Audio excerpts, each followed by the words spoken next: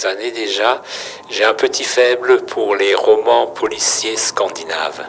Ce qui m'intéresse c'est la société qu'on découvre, mais également ce que j'aime beaucoup dans ces romans, c'est le suspense. C'est la façon dont c'est écrit. J'aime bien une dimension, quand les personnages ont une dimension psychologique.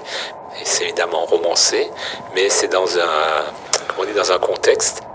Presque dès le début, on connaît, l'auteur du meurtre ou des meurtres. Et ce qui est très intéressant, c'est de savoir comment, justement, l'auteur va faire découvrir d'une façon, plausible au public, donc au lecteur qui le connaît déjà, mais qui s'investit dans le contexte qui est décrit dans le livre. Par exemple, la police qui cherche, c'est qui le couple a visité ça.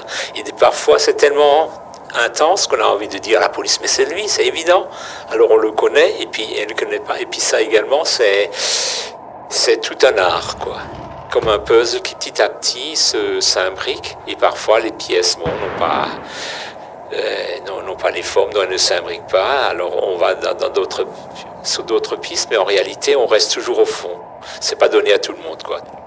L'ambiance qui est donnée, c'est aussi le son qu'on entend. Il y a des romans où il y a un silence total. Par exemple, il y a des scènes de crime vraiment atroces, quoi.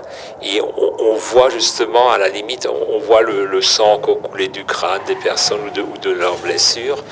Et un silence qui glace presque, qui fait presque peur, quoi.